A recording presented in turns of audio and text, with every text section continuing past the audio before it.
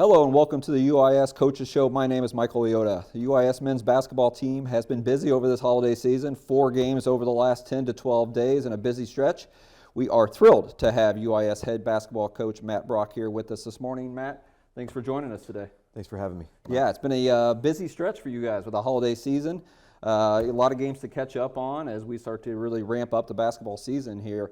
Let's kind of start pre-Thanksgiving for you guys. You guys went down to Springfield, Missouri, the Doubletree Classic, a couple good non-conference games that you were able to get on back-to-back days.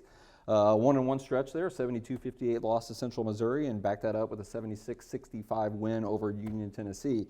Tell us a little bit about that trip and kind of just your overall feel with how the Stars got out of the Springfield, Missouri that week. Yeah, the jury Thanksgiving tournament is a first-class tournament, and Coach Foster invited us back. We had a good tournament there last year and enjoyed it, and went back and played 2 really good teams. Central Missouri is one of the top programs in Division II, won a national championship in the last 10, 15 years. They had a really good team. They got a really good big guy. They got a great point guard, and we had trouble guarding him. And they did a pretty good job of kind of slowing the game down and grinding it down and getting to the foul line a lot on us. And we bounced back against Union, who had come into the game. I believe they were maybe 4-1, 4-2, and really handled them. I thought we really defended at a high level, especially after the initial 10 minutes.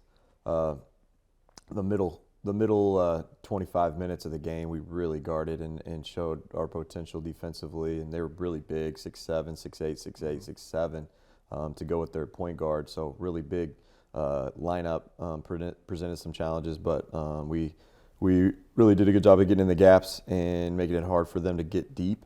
And then offensively, we were really good. We kind of stretched it out to 20. They closed it a little bit late, but it was a 20-point game. Most of that second half. So, yeah. It was. You would have liked to go 2-0, but you go 1-1. At least you win the one right before Thanksgiving dinner. Yeah, no doubt. Made Thanksgiving dinner taste just a little bit better, but not much time to celebrate that win. You were right back at it, and then Saturday into November, and all of a sudden we're in GLVC play right away, right? And you have UMSL, a team that historically has always been good in GLVC. You know that. They came into Springfield last year and won a game. They're tough. They're physical. They played a unbelievable non-conference schedule coming into here. It was a tough 69-64 loss in that game. It was a hard-fought game. Typical GLVC type game, but really, Coach, when you look back at this, and I know you've mentioned it, defense was really kind of the thing that we look back and say, hey, if we were going to win that game, a few areas there that we needed to clean up. Can you tell us a little bit about your thoughts on the performance Saturday? Yeah, no, you got it. UMSL's a really good team. The record was not indicative of how good they are. They're 2 years removed from the Elite Eight. They've got a 6'10" shot blocker. They've got a first-team All-League point guard. I believe he's a junior. And they got a couple guys on the wing that are just really tough matchup problems for us because of their physicality and athleticism. So we know they always give us problems, and unfortunately, we did not do a very good job on the defensive end, taking away the drives and the gaps that they tried to create. And you only give up 69 points, but it's a slow. GLVC tends to have low possession games, but 69 points on 61 possessions is a high efficiency rate, and we want that to be lower, closer to 1 point per possession. And so we went to the film and figure out what we're doing and trying to correct it. And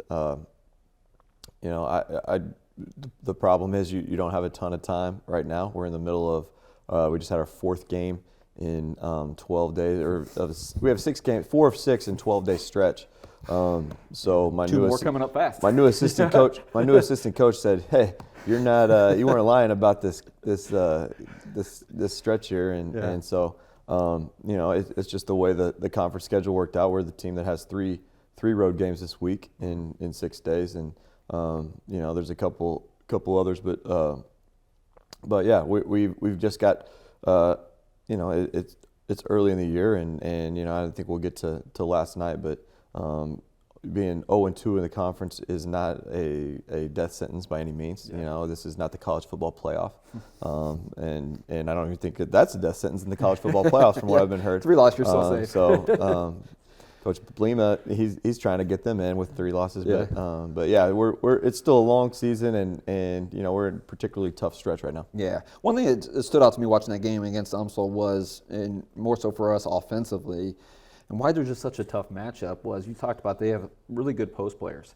And their post defense was really, really good. It seems like they were pushing Jack outside the block. And it seemed like every shot that he had was a couple steps out, right? He wasn't in normal spots. They didn't have to double. And they were able to make it kind of just a little bit tough, and not put you guys in a really good flow a little bit. When you don't have that situation where doubles aren't coming from Jack and working from that, what's the key offensively, in a situation like that?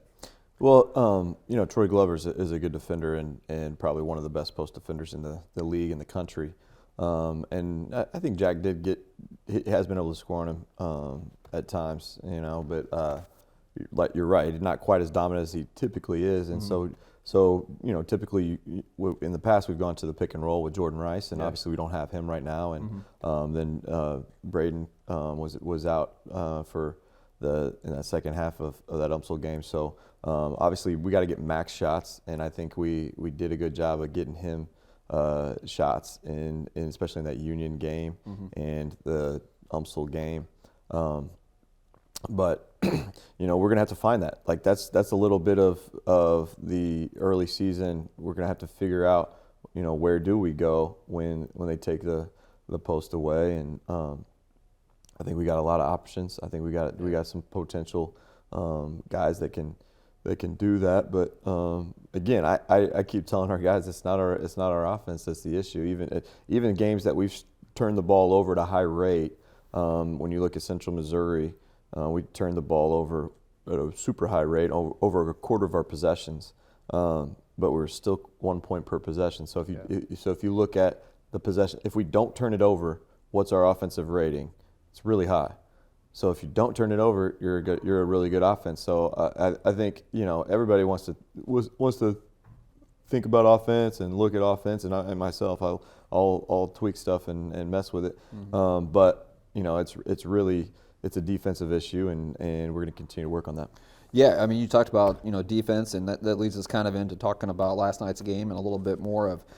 You had 2 games in the last 4 where you shot 55%, I think 53%, right? And both came out with losses. You would think with a high percentage rate, you'd be able to, to win some games. So, obviously defense is a big part of that. You talked about the brutal part of the schedule, right? You finish a tough one against UMSL, and then you're back on the road to Kansas City the next day and playing a tough William Jewell team in Liberty last night, a team that won the GLVC conference tournament last year, a well-coached team. I know you have a lot of respect for that program. A really hard-fought game again. Stars had a lot of opportunities to win that game, up 8 in the second half. We looked at it. We kind of talked earlier about it. One thing that jumped out to me was you guys were really efficient in that first half, 61%. But you looked at it, you only had a 40-38 lead. Tell us a little overall about the performance of the Stars, and maybe Jewell was able to come back late in that ball game and win, and maybe a little bit of some key areas you felt like were the differences in that ball game. Yeah, no, William Jewell, NCAA tournament team last year, like you said. Jordan Germain, 5th-year point guard, really hard to deal with, and we didn't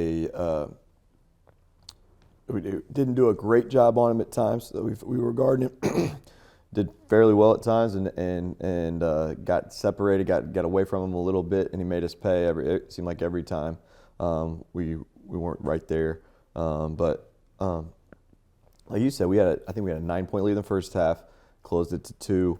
We had an 8-point lead in the second half. We've got to figure out a way to get away from teams and take that 9-point lead to 13, 14, take that 8-point lead to 12, 15, and get a little bit of that separation, especially on the road, because the home crowd, they had a good crowd. Their football team was very witty, if we'll say, and creative. And not that, I mean, that's fun. That's a college basketball environment, but they can hit a couple shots, and all of a sudden the momentum shifts, and it feels like they've got the momentum just because they've got that crowd behind them. But again, it's a very similar situation. to the UMSL game. We broke down. I mean, I can't sleep until I watch the film. So on that 5-hour bus ride last night, I was able to watch it, and we had 40 defensive breakdowns in 62 possessions. So you're not going to be very good if you're breaking down that much. And these are just fundamental breakdowns that we've been working on all season, and we're trying. And fortunately, this time we're finding new fundamentals. We're not getting beat with the same ones. Yeah. But it's when you're breaking down, when you have guys breaking down 7-8 times in a game, you're giving up basically 2 points every time you break down. So we've got to be better defensively, and we've got to continue to be more disciplined in those things that happen a lot: closeouts, jumping to the ball, ball screen coverage. All those things that are very important to our defense. We've got to continue to get better at that. But all that being said, you break down 40 times and it's a 1-possession game late. I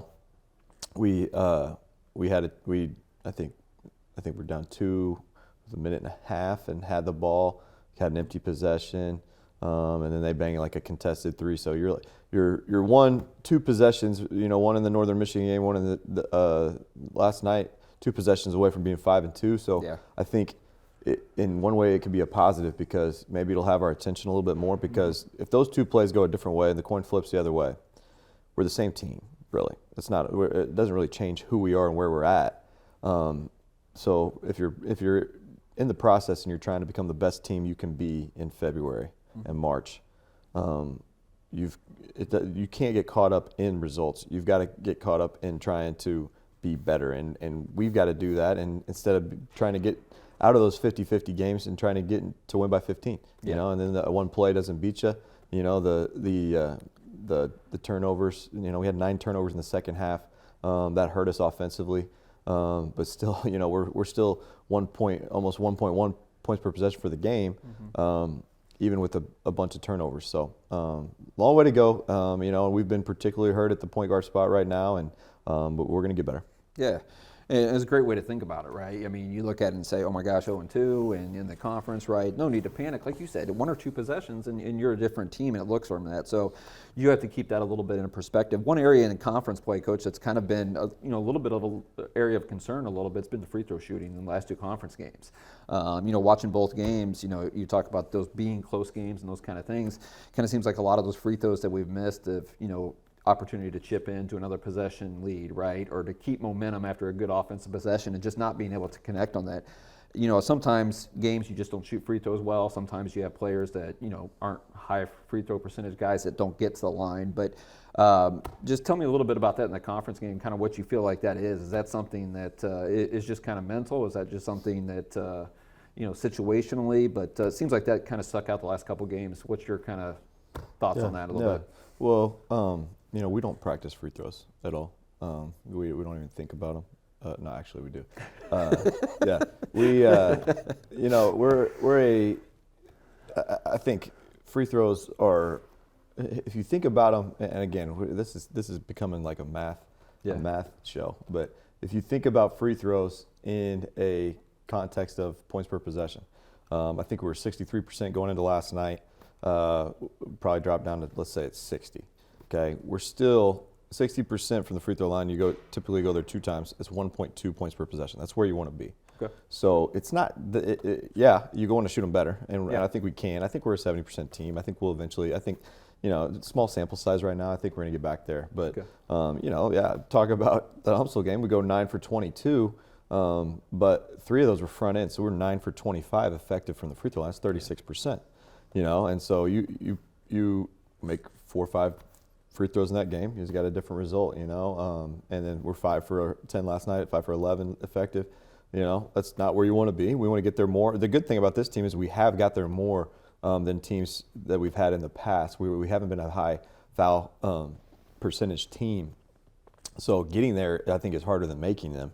And I think we're doing a good job of getting there. So I'm not. It's not a concern of mine. I think we're a good free throw shooting team. I don't think we're a great one. We're not going to lead the nation in free throw shooting, but if we can get there at a high rate and get ourselves back up there to 65-70% as a team, I don't think it's a big deal. So it's it's something we practice a lot, and you just got to see that ball go in. It's kind of like my putting stroke. Like if I'm seeing that thing go in a little bit, that hole looks a little bit bigger. But if I'm not seeing it go in, then it kind of gets a little smaller. Yeah. And I'm looking to my playing partners to give me a 6-footer. Yeah, so there you go. Yeah, and you're right. The effective part of it, you stretch it out a little bit. I think when you watch games, from a fan perspective, and you watch it a little bit, and you're down 65, 63, and you miss a front end, right? Or you're trying to come back and you miss one. Yeah. I think sometimes you look at it and just go, oh, it's a bigger problem than that. But definitely, this is a team that's shown in the past. You have a lot of good shooters on this team, and no doubt you'll probably be able to, get that to it. Going into the UMSL game, I believe we were the number 1 3-point shooting team in the country according to percentage. I think we were 49% going into that game. So we're a good shooting team, and I think we're gonna be a good free throw shooting team. So I'm not concerned about it. I'm more concerned about our defense. Yeah. So let's get back to that. Looking forward now, you're in this middle of a brutal conference stretch, right? Home against UMSL on Saturday. Obviously, last night at William Jewell. Thursday night, you go down and play a Maryville team that's got a new coach.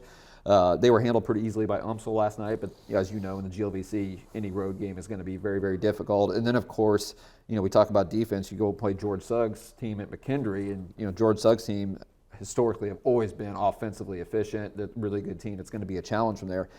Short week, couple days, your team's a little bit tired. What does the next couple days look like, especially with the defensive stuff? Is this more film stuff that you can work on to kind of get from it? Tell us a little bit about what your prep's going to look like to get better defensively, and what maybe to expect this weekend if we go, if we're able to go 2-0, closing out this stretch. This is our first off day since last Sunday. So this is a much needed off day for our guys, just mentally and physically, just to. Probably more mentally than physically, just to get caught back up on academic stuff and rest. So we coaches obviously we're working to get prepared for Maryville. We will we always start with film, and we'll break down what we did wrong and how we need to improve on it, and then we'll practice tomorrow and get prepared for Maryville. But Maryville's a very quick, very fast team. They're not huge. Coach Ingram did a fantastic job at Missouri Baptist the last 5 years, and I know he's going to have them probably fired up, ready to play, coming off a beat down that UMSL gave them. So, like you said, every road game in the GLVC is tough, and we'll focus on Maryville right now, and then we'll have a one-day prep for McKendree, which is another place we've had some coin flips in the past. So. Yeah. They've got some guys back. They got a good team, and so there's just not. You're not playing in a league where you can kind of circle and check one off before the season.